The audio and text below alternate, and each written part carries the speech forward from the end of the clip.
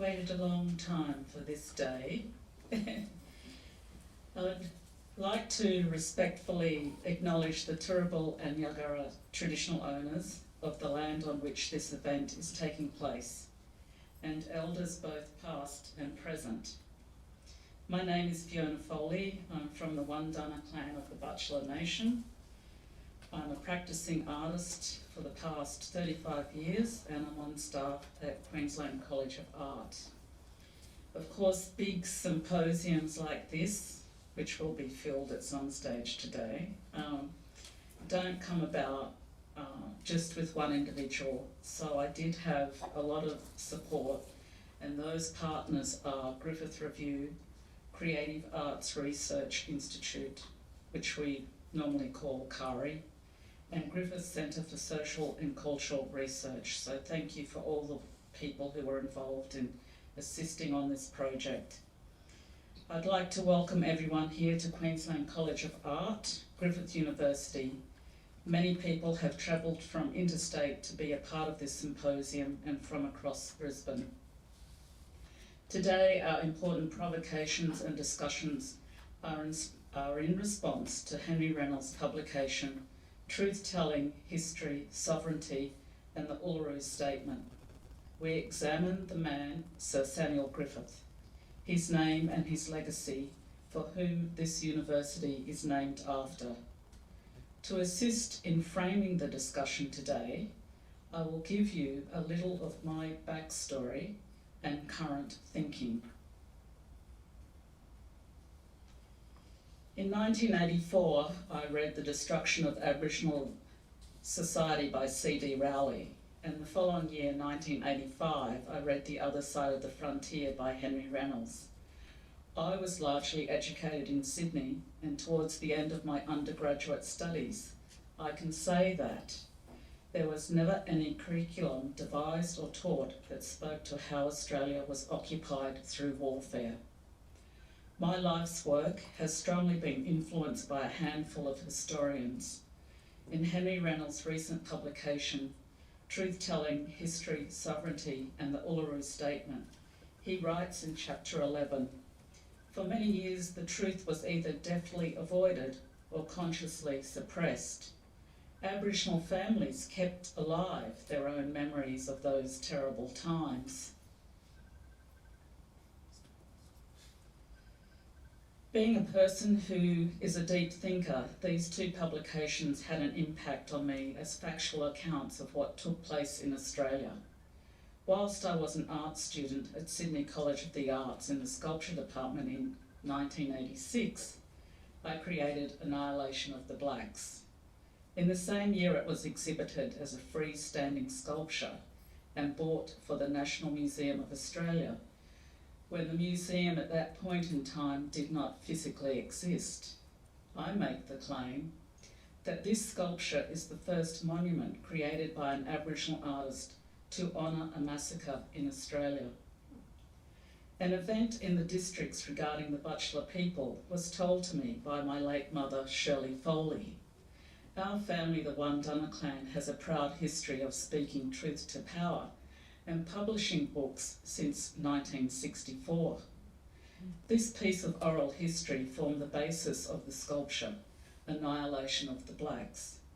It was a way to honour the people killed on the Susan River, Maryborough, Queensland, long before the national lexicon of truth-telling came into fashion. Indeed, I've paid a high price for truth-telling in this country through using public art as my platform in works such as Witnessing to Silence 2004 and the exhibition Red Oak and Me held at Griffith University in 2003. All of this is now documented in my publication, Biting the Clouds. I write, "I learned many lessons about Queensland and its representatives that year. I learned how a society can shun you through absolute silence. I learned about institutional shunning.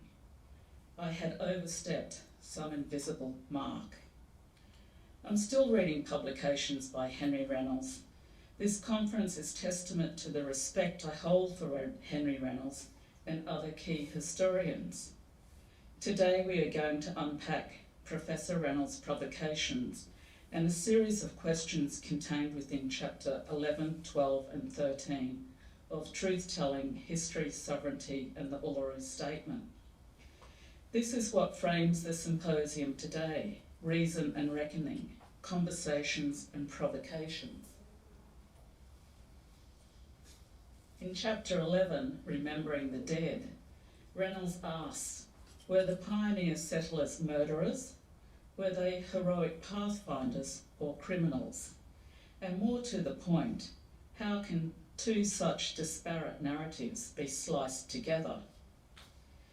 The next breakthrough work of national significance came in 1988, conceptualised by Bunchawan curator and artist John Mundine for the installation of 200 hollow log coffins called the Aboriginal Memorial. Created by 43 artists from Ramingining Arnhem Land, this memorial is acknowledged in Reynolds' publication, with the point being made that Mundine's central challenge about the absence of memorials for the frontier wars is as relevant today as it was in 1988.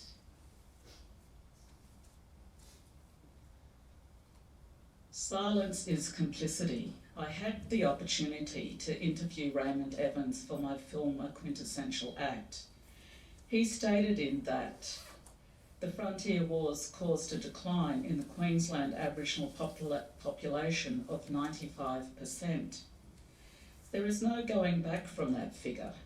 Sometimes I reflect on the fact that you are seeing the descendants of the surviving 5% of Queensland's Aboriginal populations. How did we get to that point in our shared history, and why is it shrouded in silence?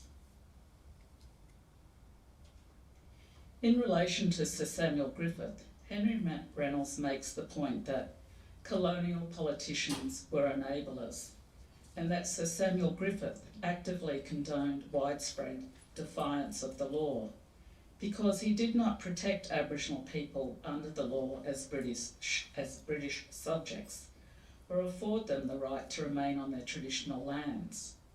During this time, Griffith would have been aware of methods such as dispersal through the state apparatus of the native police force.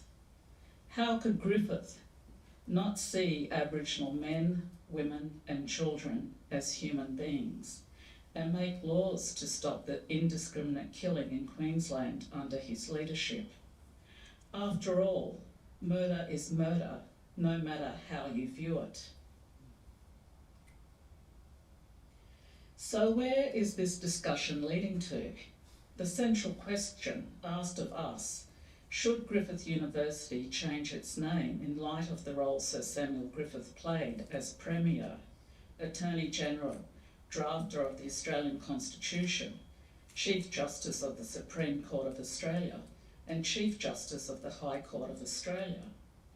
What's in a name like Griffith University?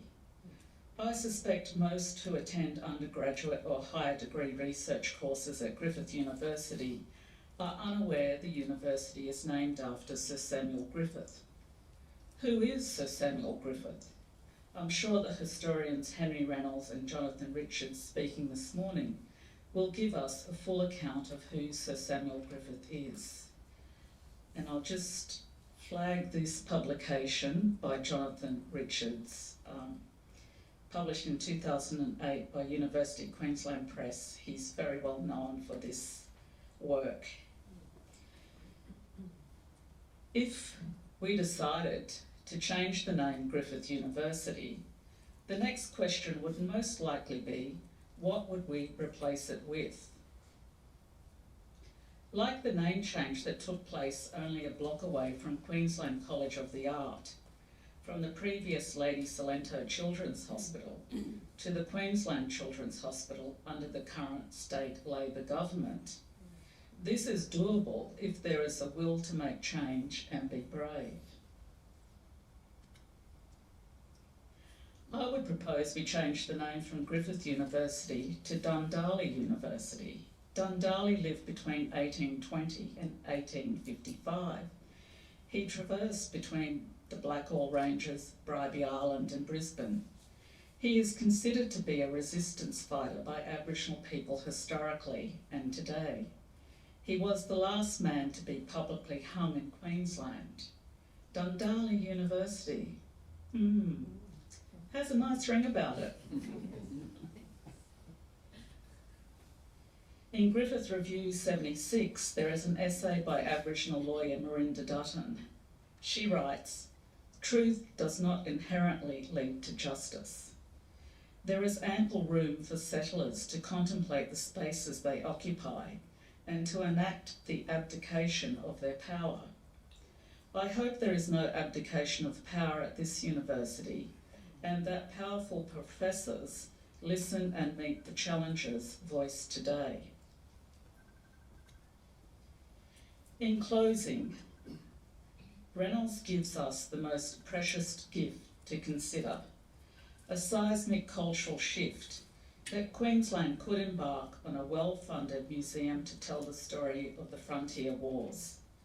Due to the wealth gained by the state from Aboriginal territories and the exploitation of our natural resources, it would shift the terrain of decolonising our education to build a future where two disparate narratives are brought together. Aboriginal sovereign nations have a right to remember what took place in this state. The proposition of a frontier war museum is something this institution could initiate through dialogue with the current state government and their Tracks to Treaty Statement of Commitment. I will finish with this quote from Henry Reynolds. "It is a project that Griffith University is ideally placed to promote, develop and partly fund. After all, it is an inescapable responsibility that comes with the name Griffith." Thank you.